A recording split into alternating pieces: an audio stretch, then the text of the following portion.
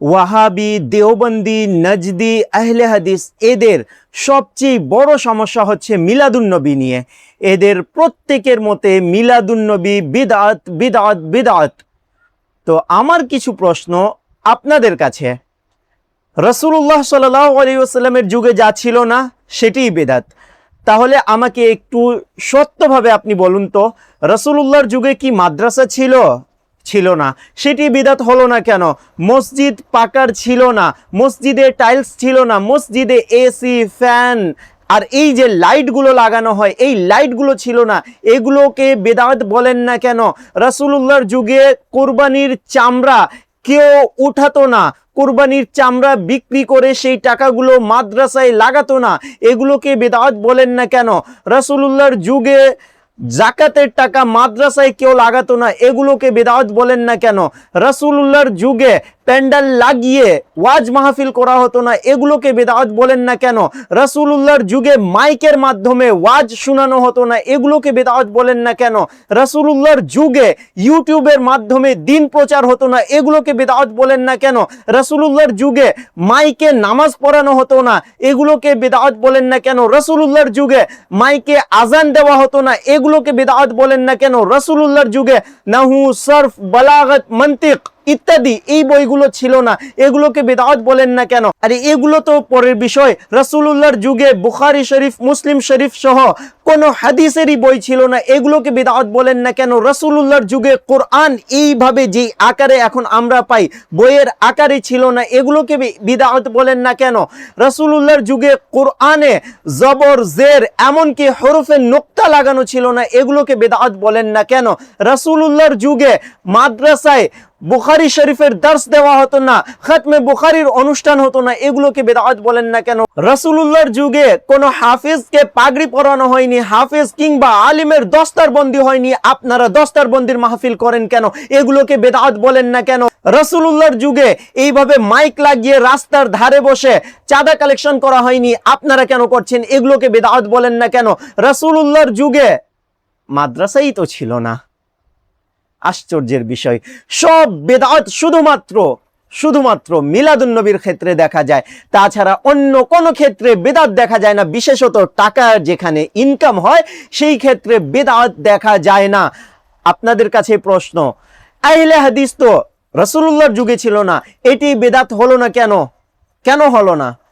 রাসূলুল্লাহর যুগে কোনো আলেমের নামের সাথে কোনো টাইটেলে যেভাবে নদভী লাগানো হয়, আপনাদের যারা দেওবন্দি তাদেরকে বলছি, নদভী লাগানো হয়, এটি কেন? আশরাফি লাগানো হয়, এটি কেন? এগুলো তো রাসূলুল্লাহর যুগে ছিল না, এটি কেন করলেন আপনারা? এগুলো কেন বিদআত হয়নি? কেন বিদআত হয়নি? রাসূলুল্লাহর যুগে যা ছিল না সেগুলো সবই বিদআত যদি হয়, তাহলে কোরআন তো রাসূলুল্লাহর যুগে অ্যাপের মাধ্যমে পড়া হয়নি, মোবাইল ফোনে পড়া হয়নি, এগুলোকে বিদআত বলছেন না কেন?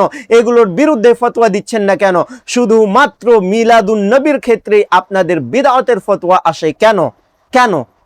তার মানে বুঝে আসে আপনাদের কোনো কিছু থেকে সমস্যা নয়, মূল সমস্যা হচ্ছে রাসূলুল্লাহর ভালোবাসা থেকে, রাসূলুল্লাহর মিলাদ পালন করা আর রাসূলের শান মান নিয়ে বর্ণনা করা থেকেই আপনাদের সমস্যা। এবার কিছু পোস্ট আপনাদের দেখাই। আচ্ছা, তার পূর্বে একটি বিষয় বলি আমি। ব্রাহ্মণবাড়িয়াতে গতবারও এরা মিছিল করেছিল যাতে মিলাদুন নবীর মিছিল না হয়, মানে মিলাদুন নবীর মিছিলের বিরুদ্ধে তারা নিজেরা মিছিল করেছিল। ভাই, মিলাদুন নবীর মিছিল যদি বিদআত হয়, নাজায়েজ হয়, হারাম হয়, তাহলে আপনার মিছিল কি ছিল? আপনারা ভোটের জন্য যে মিছিল করেন সেই মিছিল কি? আপনারা অনেকে বাংলাদেশের ওয়াহাবি নজদিরা নববর্ষের শুভেচ্ছায় শোভাযাত্রা করে, এটি কি বিদআত হয় না? আশ্চর্যের বিষয়। আর সবচেয়ে বড় বিষয়, মিলাদুন নবীর অনুষ্ঠানকে বন্ধ করার জন্য এরা লেগে পড়ে আছে।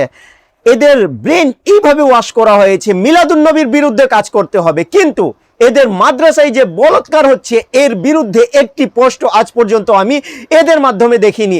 এদের মাধ্যমে কোনোদিন প্রোটেস্ট দেখিনি যে আমাদের মাদ্রাসায় বলৎকার হচ্ছে, এর বিরুদ্ধে আমরা কোনো প্রোটেস্ট করি, মানববন্ধন করি, কোনো মিছিল করি, এমনকি কোনো সরকারি দপ্তরে গিয়ে আমরা কমপ্লেইন করি যে আমাদের মাদ্রাসায় কি এই কাজটি করেছেন, আমাদের মাদ্রাসায় বলৎকার হচ্ছে, এর বিরুদ্ধে কমপ্লেন করেছেন? কখনো করেননি।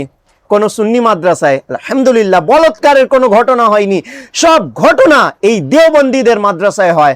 কেন তখন কেন আপনাদের চোখ বন্ধ থাকে? এখানে বেদাতের নিয়ে ফতোয়া, সেখানে হারাম কাজে আপনারা চুপ।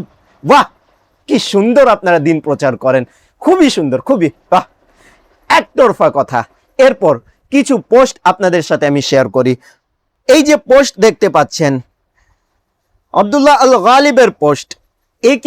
এই হচ্ছে আহলে হাদিসের খুব নামকরা বক্তা, আলেম বলবো না আমি। একে কি লিখছে পোস্টে? নবী সাল্লাল্লাহু আলাইহি ওয়াসাল্লামকে ভালোবাসা মানে তার সুন্নাহ অনুসরণ করা। যে ইবাদত নবী ও সাহাবায়ে কেরাম করেননি তা ইসলামের অংশ হতে পারে না। ঈদে মিলাদুন নবী ইবাদত নয়, বিদআত। আরে মূর্খ, তোমাকে কে পণ্ডিত বানালো আহলে হাদিসের? কে আলেম বানালো আহলে হাদিসের? আমরা কখন ঈদে মিলাদুন্নবীকে ইবাদত বলি? ঈদে মিলাদুন্নবীতে রোজা রাখা হচ্ছে ইবাদত, যা হাদিস থেকে প্রমাণিত আছে। ঈদে মিলাদুন্নবীতে স্বতন্ত্র যেই ইবাদতগুলো আছে, রোজা রাখা, নামাজ আদায় করা, সাদকা করা, গরিবকে খাবার খাওয়ানো, এগুলো হচ্ছে ইবাদত। তবে মিলাদুন্নবীর জুলুসকে আমরা কখনোই ইবাদত বলি না। এটাকে ইবাদত বলা মানে তোমরা মিথ্যুক, তোমরা শয়তানের অনুসারী, তোমরা মিথ্যাচার করো, আর মিথ্যাই হচ্ছে তোমাদের আশ্রয়, তাছাড়া তোমাদের কোনো পথ নেই। সৎভাবে তোমরা কখনো আমাদের সাথে মোকাবেলা করতে পারবে না, এটা হচ্ছে তোমাদের ভণ্ডামি। এরপর দ্বিতীয় পোস্ট, এই ব্যক্তি পোস্ট করেছে আজকে 2 ঘন্টা পূর্বে, নবী সাল্লাল্লাহু আলাইহি ওয়াসাল্লাম কি কখনো নিজের জন্মদিন পালন করেছেন? সাহাবায়ে কেরাম, সাহাবাকে সাহাবা লেখছে, যাক, সাহাবায়ে কেরাম কি কখনো মিলাদ উদযাপন করেছেন? উত্তর যদি না হয় তবে এটি দিনের অংশ হয় কিভাবে? পাগল ভণ্ড, প্রথম বিষয়, আমরা এটাকে দিনের অংশ বলি না। দিনের অংশ তো ফরজ, ওয়াজিব এবং সুন্নাত বিষয়গুলো, এটাকে আমরা খুব বেশি হলে মুস্তাহাব বলি, করলে ভালো, না করলে কোনো গুনাহ নেই। এটাকে তুমি দিনের অংশ তুমি বানাচ্ছ, আমরা বানাইনি। তার মানে বিরাটি তুমি, জাহান্নামী তুমি, হারাম কাজ তুমি করেছো, আমরা করিনি। যাই হোক, এরপর এই যে এখানে বিষয়টি বলল, নবী কি কখনো নিজের জন্মদিন পালন করেছেন? ভাই, তুমি কে তোমাকে আহলে হাদিসের বক্তা বানালো, আলেম বানালো? আমার তো আশ্চর্য হয়, কে সার্টিফিকেট দিল তোমাকে? তুমি মুসলিম শরীফ পড়েছো, নবী প্রতি সোমবারে নিজের জন্মদিনের জন্য রোজা রাখতেন। ইল্লত নিজে নবী বলেছেন, এই দিন ফিহি উলিদতু, এই দিন আমার জন্ম হয়েছে, এই কারণে আমি রোজা রাখি। তুমি এটি হাদিস পড়োনি আর বলছো নবী কি পালন করেছেন? ভাই, নবী পালন প্রতি সপ্তাহে করেছেন, আমরা বছরে একবার করি। এখন বলবে প্রতি সপ্তাহে, তো প্রতি সপ্তাহেও আমরা করি, আলহামদুলিল্লাহ, আমরা সোমবারের রোজাও রাখি, কিন্তু বাৎসরিক একটি আলাদাভাবে আমরা করি। এরপরে এক নতুন ভণ্ড জন্ম নিয়েছে, রাকিবুল ইসলাম। সে পোস্ট করেছিল, আমি তাকে কমেন্টে এর উত্তর দিয়েছি, সে কিন্তু কখনো রিপ্লাই এখন পর্যন্ত আমাকে করেনি, আর করার সাহসও নেই। সেই লিখছে, কোরআন হাদিস থেকে ঈদে মিলাদুন্নবী দেখাতে পারলে 200 কোটি টাকা পুরস্কার দেব। আরে ফকিন্নির বাচ্চা, তোমাদের ভিক্ষা করে করে দিন যায়, এত বড় কথা বলছি? হ্যাঁ বলছি, কারণ এদের মাদ্রাসা জাকাত ছাড়া চলে না, এদের মাদ্রাসা কুরবানির চামড়া ছাড়া চলে না। আর এই ফকিন্নির বাচ্চা 200 কোটি টাকার চ্যালেঞ্জ করছে। আছে তোমার কাছে 200 কোটি টাকা? তুমি যদি ভিডিওর মাধ্যমে 200 কোটি টাকা দেখাতে পারো, তোমার কাছে যদি থাকে 200 কোটি টাকা, নিজের ব্যাংকে ব্যালেন্স দেখাতে পারো 200 কোটি টাকা, তাহলে আমি বলছি, আমি আহলে সুন্নাত ছেড়ে দিব। যাও, তোমার কাছে নেই, তুমি ফকিরের বাচ্চা, তারপরও তুমি এত বড় চ্যালেঞ্জ করছো, এত বড় মিথ্যুক তুমি। এটাই হচ্ছে মিথ্যুক। আর শয়তান সব সময় মিথ্যার আশ্রয় নেয়, এটাই হচ্ছে এদের কাজ। বলৎকারের বিরুদ্ধে কখনো কথা বলবে না, হারাম কাজের বিরুদ্ধে কখনো কথা বলবে না। সব কথা যখন নবীর সম্মান চলে আসবে, সেই সময়ই এদের ফতোয়া দেখা যাবে।